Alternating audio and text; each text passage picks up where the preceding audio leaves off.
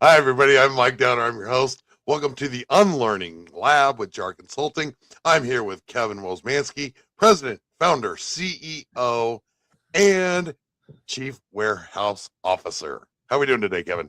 Good, buddy. Good. I love it. I like how I get a new title every time. Warehouse officer. That's a new one, considering we don't even own a warehouse, but we do seem to have a lot of we have a lot of crap in our business, like just cameras and all kinds of equipment. So I'll give you that one. All righty. Okay, that actually is fair. So Kevin, last time we were talking about the mistakes. So here's what we're going to do today. We need to talk about the top 5 mistakes that businesses make when hiring a marketing agency in the new AI world. So I'm going to kind of let you take it over and tell me what those 5 things are.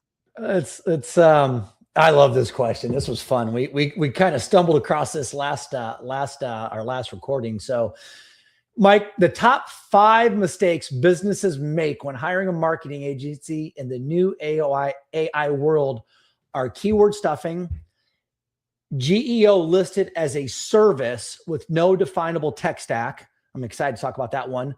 Siloed web development, lack of third-party brand, and I would say 5 is measuring clicks and conversions only and not tracking citations and conversions. So those are your 5 top mistakes that businesses make when hiring a marketing agency in this new AI search world. So I'm sure there's a lot of people like me out there that are not informed on any of those words, and that all kind of sounded French to me. So if you could start breaking these down one by one, I'm sure that, people of my caliber would really appreciate it. So what exactly is keyword stuffing? Yeah, keyword stuffing is just taking tons of keywords about your business and shoving them into your website, into blogs. This is kind of the dinosaur mistake. So if you're hiring an agency that's still pitching high density keyword strategies, long form fluff, 3,000 word blog posts that take forever to get to the point, traditional metric promises like ranking #1 on blue links. Here's the thing. The reality is that large language models, they just don't care about keywords and keyword density. They care about semantic clarity. They care about intent matching. So these are the things that matter regarding content. An example, like if you have an agency and they want to promise to write massive wall of text, just so they can stuff 50 of your, keywords in every single time. The thing is, AI engines, they don't like that. AI or large language models, they're going to scan for direct answers. And the sooner you can get to the point, the better. So, that's an old strategy. 10 years, 15 years ago, you could write tons of fluff and it would yield results. That strategy's dead. Okay. So I remember when we were doing this as kids, 7 years ago, when I started with you. And that was a big thing to do. So now it's, when you say that, it's like, no, don't do that. Well, hang on. We didn't do keyword stuffing. We would write a lot of content and you Correct. would try to create as much content. And so, yeah. So I've seen a lot of examples from prospects and businesses who came to us, and we would look at this, and there's tools today that run right through your website that tell you, you're using the keyword too many times. Google's going to penalize you for that. So, no, it makes sense. Yeah. It's just getting smarter. So yeah, and you're just helping everyone keep up with it.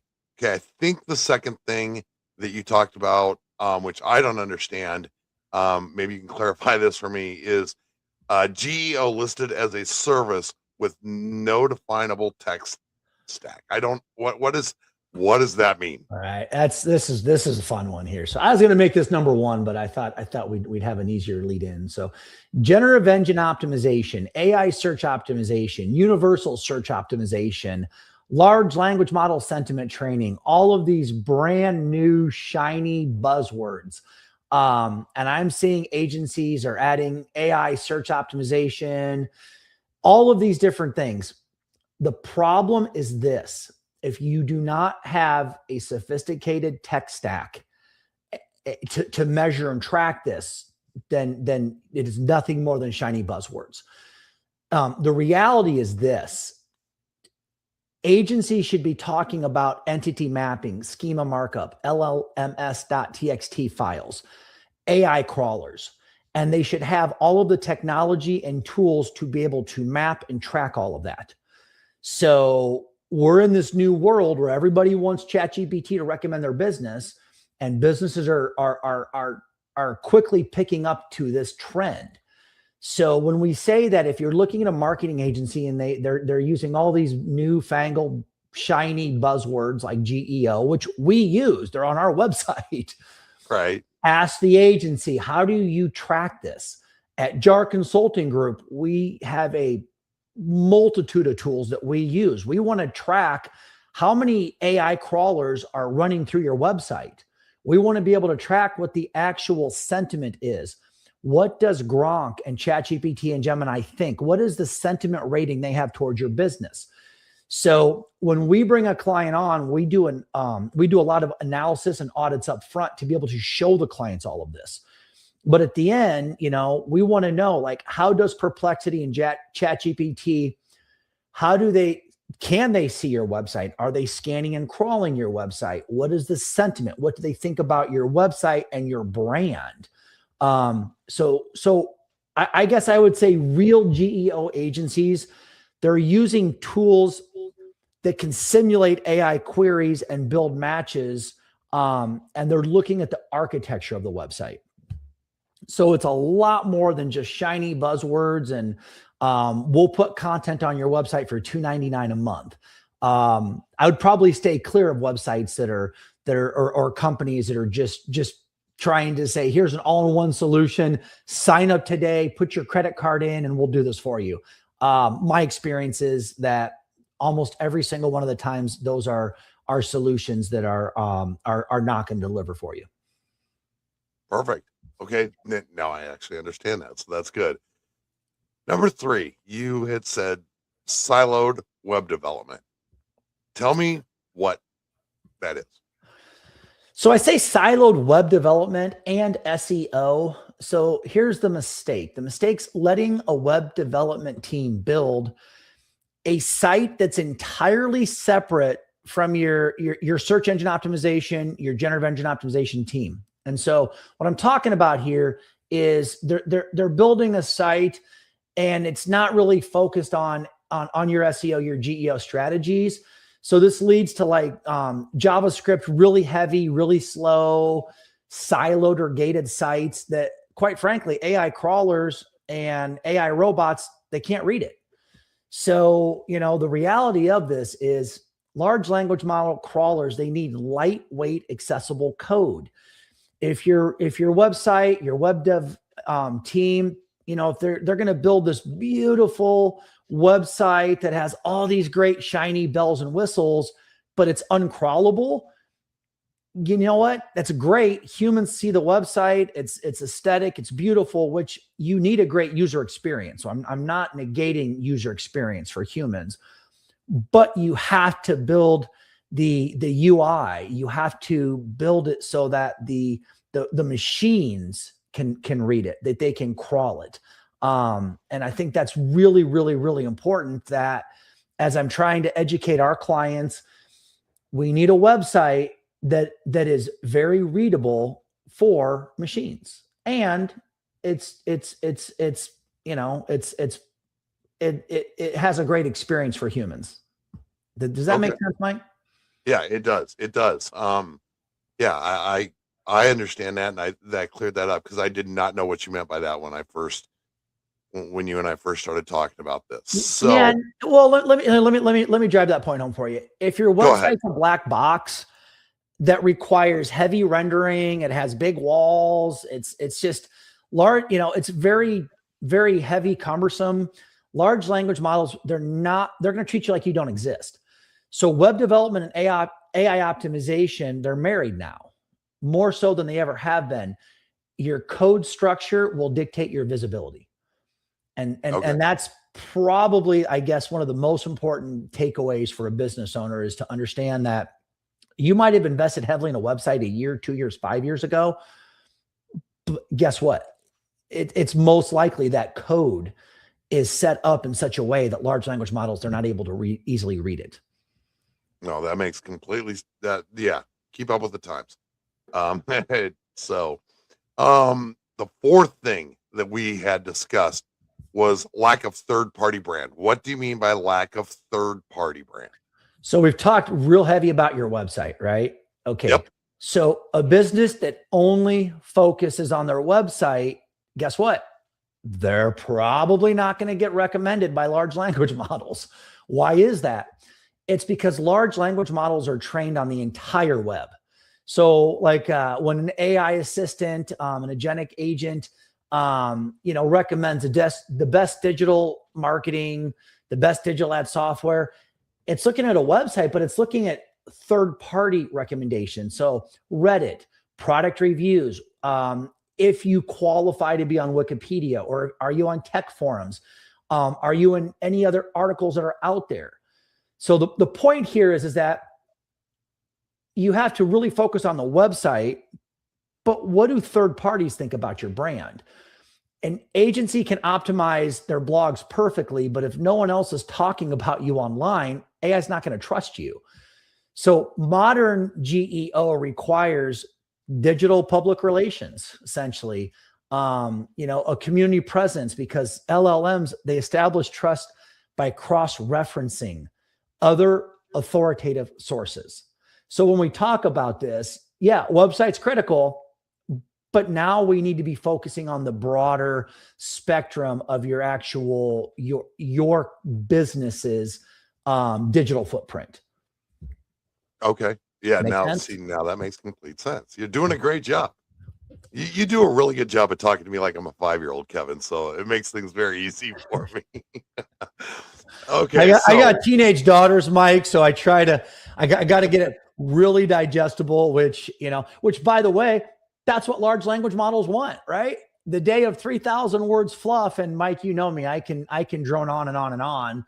So I got to get real specific and get it in 5-year-old language. And if you can understand that, even better. So that I can keep my job, I'm just going to go ahead and move to number 5.